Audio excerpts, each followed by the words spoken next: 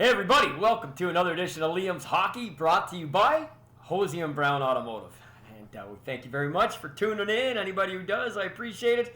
I ramble on here a couple of times a week, talking a little hockey from either the past day or two in most cases, and or teeing up anything special that may be coming down the road. In this case here, pretty much the talk of the hockey world are the Ottawa Senators. And here's a team that 240 times since 1992, they have trailed by 4 goals or more in a game. That's basically 3 seasons, right? 3 seasons worth of trailing at some point in the game by 4 goals or more. Last night was the 241st, and for the first time ever, they erased a 4-goal deficit. And they did it with the dying seconds of the second period with a shorthanded goal, no less, and only mere seconds after the Leafs, with their all-star sniper Austin Matthews, had just staked them to a 5-1 lead on a 5-on-3 power play. So it was a comeback for the ages. It's the talk of the hockey world today, and it does highlight a couple of things. Number one, the Senators from a positive side here, we'll look at the Senators first.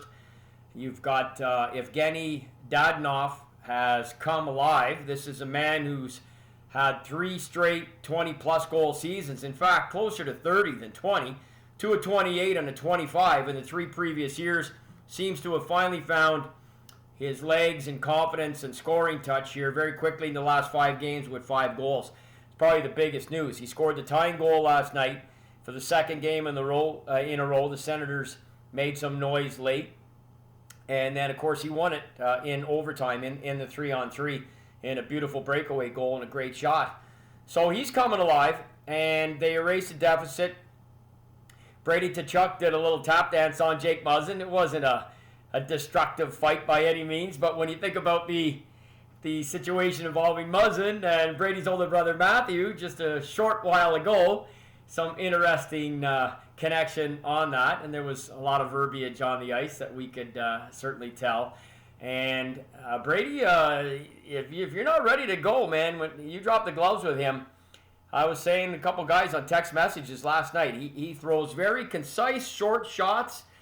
He's not a windmill guy trying to land a right hand from the floor, and he certainly's got good size. He's a strong guy, and the most important part, really, about anybody who's going to get involved on a regular basis, and he has been doing that. I'll expand on that in a second too, because he has taken not so much criticism, but there's some concern from Sens fans of the volume of times he's getting involved. But it's willing. If you're willing to go, you are probably going to get the jump in a lot of instances, because the way the nature of the game is today, I think the majority of players on every team, the majority being 50 plus 1%, there's tons that are still good to go. But if you have that lack of fear and you're ready to throw, you will do well more often than not, especially if you've got some size and ability, and he does. And he's a factor. So should he be doing it as often? It's a concern, right? They've got Austin Watson, and of course you got big Mr. Branson, the Ottawa native. And he's pretty good. He's a pretty strong guy. Austin Watson can certainly go. Thing is, it's hard to keep a racehorse in the barn. And as far as I'm concerned, and I've said it now a couple of times here on several Liam's Hockeys, I'd take him on my team any day. I think any other general manager in the league would. And I think he's just a guy that in some instances when they're losing and he's out there and it's fractious and people start pushing and shoving, he's ended up in some scrums. It's not like he's knocked down throwing them out every single game. But it was interesting, of all people, to read on Twitter today, Don Cherry espousing the Ottawa Senators for, among other things, the comeback, but also for leading the NHL in fighting majors. So go figure, Hey, they got that going for them. They're still in last place, but they're number 1 with a bullet. They're coming hard, baby. They have been a tough out for a number of games, and I believe that will continue to be the case. I mean, if Toronto isn't ready to go here Wednesday, Thursday, look, the Leafs are going to make the top 4 barring a tragic result here, but it's just, they're just not the walkover that they were. And look, I came on here, right here in my little kitchen studio, with my whiskey and my pints in behind me and everything else, and said that the Hog was done, baby. He was done. And he hardly is. I mean, look, did he let in 5 goals last night? Yeah, but he got the win the game before against Winnipeg and actually played pretty good. A couple of those he probably would want back last night. I don't know, when you're beat by Austin Matthews, what goaltender is being criticized for that?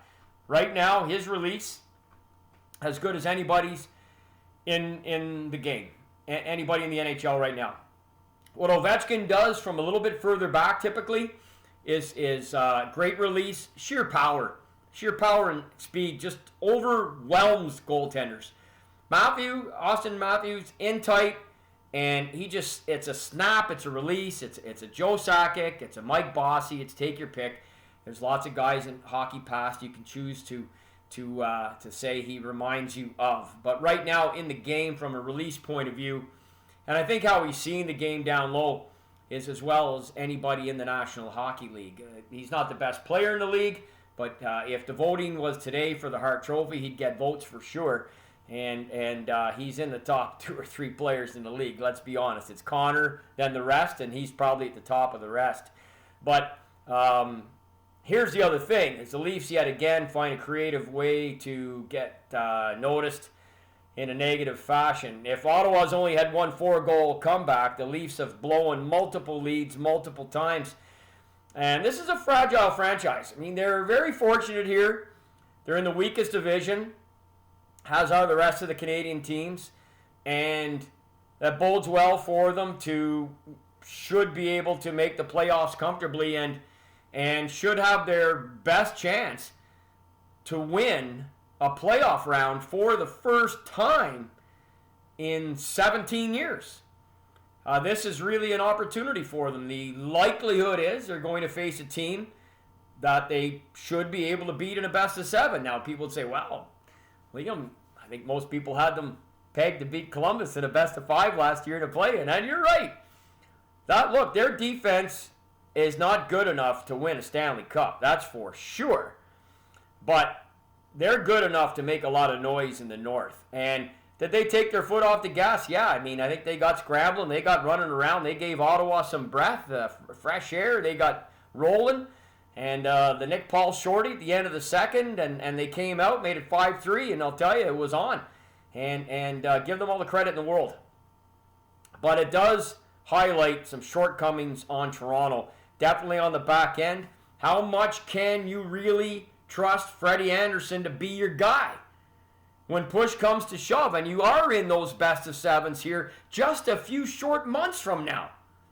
So it's an interesting dynamic.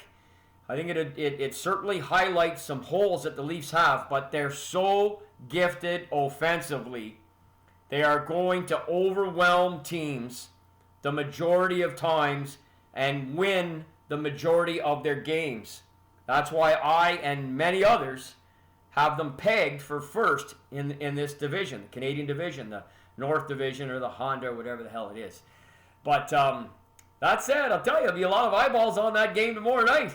I mean, they got to come out and get a W now, and it's not that anybody's chasing them down necessarily in the North. Montreal doesn't play until they play Toronto again on Saturday night, and you've got between Winnipeg and Calgary and Edmonton just kind of leapfrogging each other, and still points back of them, and then you've got Vancouver and Ottawa. So it's they're in good shape, and yeah, they've lost 2 in a row here, but I don't think there'll be too many people crying for them. I expect they'll bounce back with a W tomorrow night, but that was something else last night. It really was. Talk of the hockey world, no question about it. And you know, I mean, we had a lot of fun on Twitter today with Zub. He scored his first career NHL goal. He's been pretty solid for the Senators. Really, a lot of their recent success can be tied to the lineup changes they've made on defense, primarily. And sure, Daddy's gotten going up front, but really it's the change in the back end. And look, hey, look, if Matt Murray doesn't go in and make a few saves, and now you got the Hog for the last couple of games getting W's, these things don't happen, notwithstanding Toronto scoring 5 last night. These things don't happen. You just keep languishing and getting smoked. You got to get some saves. Doesn't matter who you have up front. You got to get some saves. And Ottawa has done that, and good on them. Good on them. So that was talk of the hockey world for sure. Just a couple games to talk about. A couple other games to talk about. Do my garage of the week. It's going to be Parker Auto Care. Again, courtesy of Hosie and Brown Automotive, my title sponsor for the show. So I'll have a few comments on the great operation that they have on 891 Bellevue Road. But first, a couple other things from last night, a couple of the games. Winnipeg, Edmonton. This was the one-on-one battle of the night. Neal Pionk and Connor McDavid.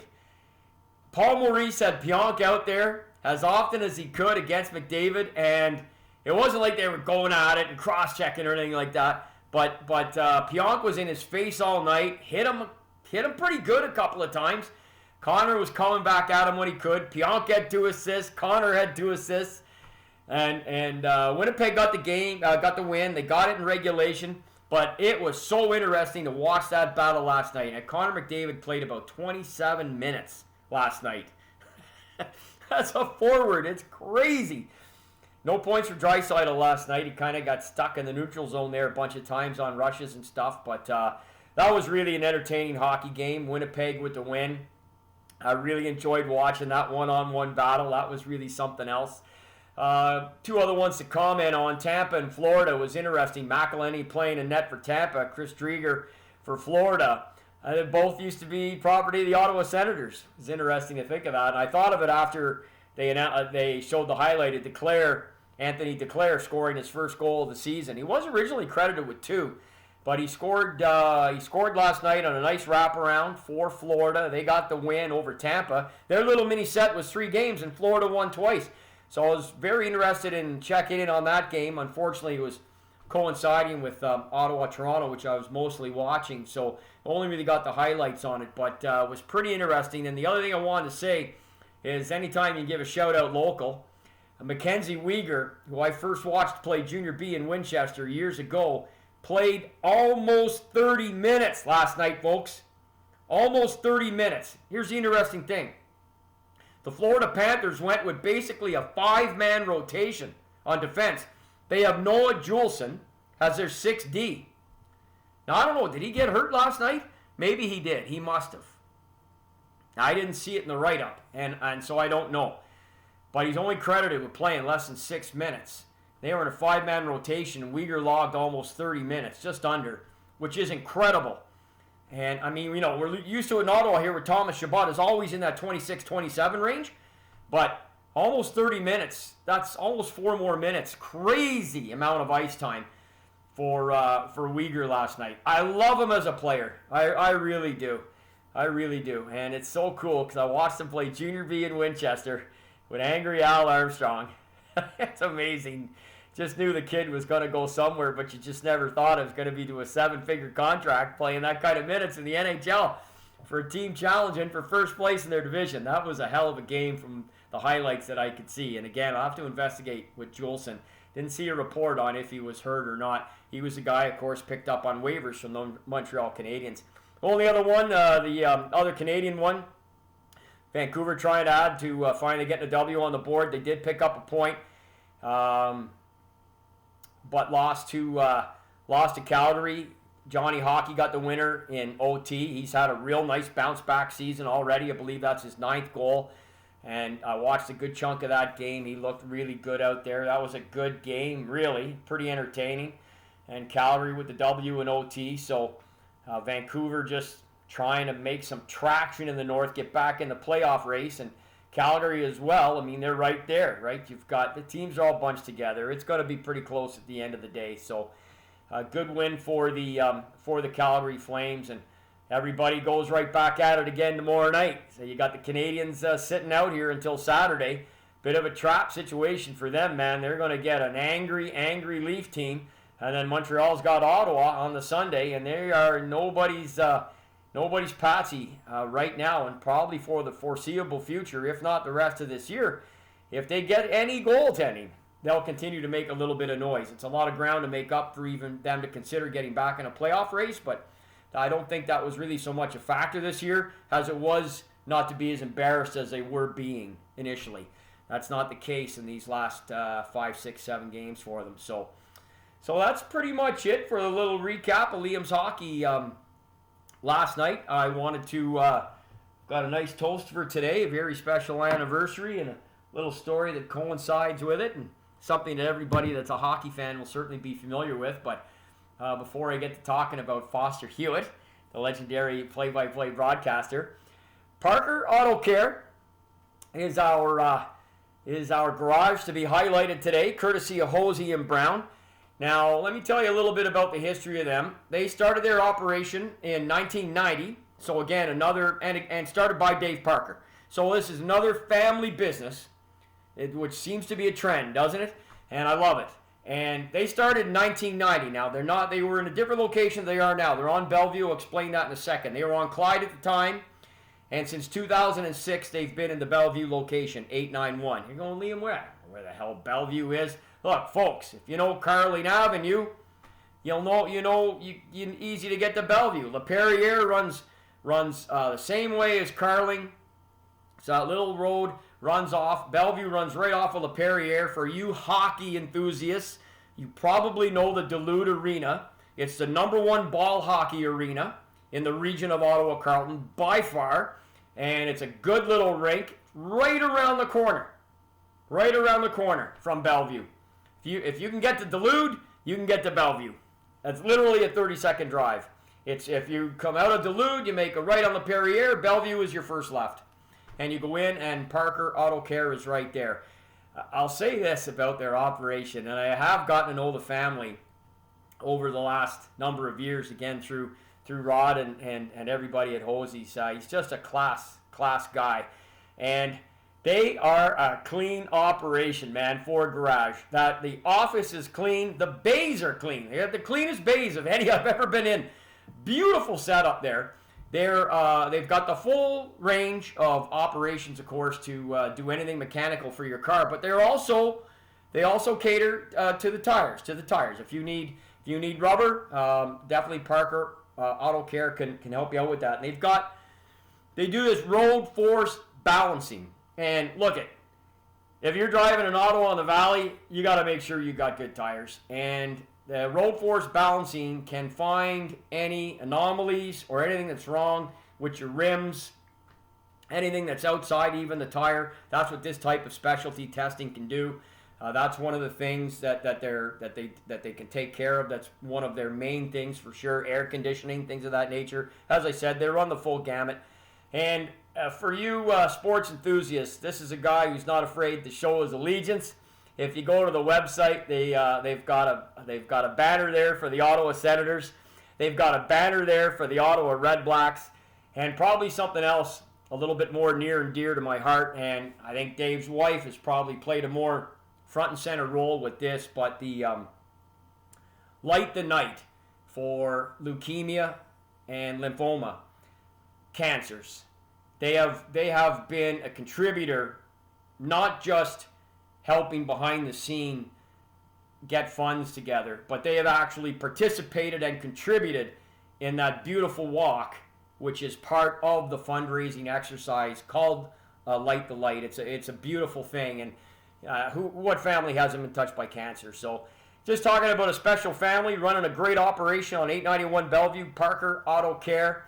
They are the latest garage to be highlighted here, courtesy and Hosie and Brown. Happy to do it, and that's the one for today. So to my good friend Dave Parker, all the best, my friend, and God willing, we'll see you soon. Our toast for today on Liam's Hockey as we sign off with another great shot of Irish whiskey, as I do each and every show. 98 years ago tonight, 98 years ago tonight, Foster Hewitt did his first play-by-play. Now, he was preceded by his radio compatriot named Norm Albert. He did the first one on February 8th, 1923. 8 days later, on the 16th, Foster did his first, which again was an OHA game, junior game, and I believe was also at the Mutual Street Arena, which was the arena in Toronto before Maple Leaf Gardens, where Toronto played out of. Toronto Arenas, Toronto St. Patrick's, who then became the Toronto Maple Leafs. And then 4 years later, Conn Smythe built Maple Leaf Gardens, and the rest is history. So, in 1983, I interviewed Foster Hewitt. I interviewed him on camera for our little show, Sports Spectrum, out of Ajax, Ontario, and also for one of our assignments for Seneca College for the radio and television program. Now, what sucks is that those great big 3/4-inch Betamax tapes and the cameras were they were massive, and the big cases that we had to carry them around in. My dear friend Rob Ritchie, he about 1990 or 91, he asked me for those tapes. We had Harold Ballard, King Clancy, and Foster Hewitt all on this 3/4-inch beta. I'd interviewed them all in about a 6 weeks period. And I sent them to Rob, and he was putting it together for a demo for him and I, for work, trying to get potentially some work. Now, at the time, I was a restaurant owner, so I wasn't, I didn't really care. I sent it to him and said, if something comes out of it and I can work something on the side, getting on TV somewhere, I'm all over it. But right now, I'm running a restaurant. Anyway, haven't seen them since. I think they disappeared into the stratosphere of tapes for demos and things of that nature, so I don't have it. But I did meet the man. It's one of the highlights of my life for sure. As many of you know, he came out of retirement to do the play-by-play for the Summit Series on TV with color commentator Brian Conacher, and gave us the iconic call of Paul Henderson all those years ago. But 98 years ago tonight, Foster Hewitt did his first ever play-by-play, radio play-by-play. And he is the man regarded as the godfather of the broadcasting industry in that sense.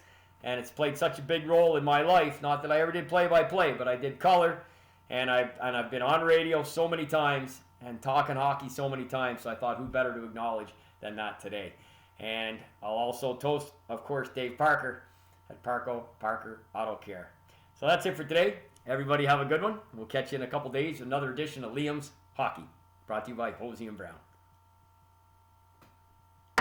G'day.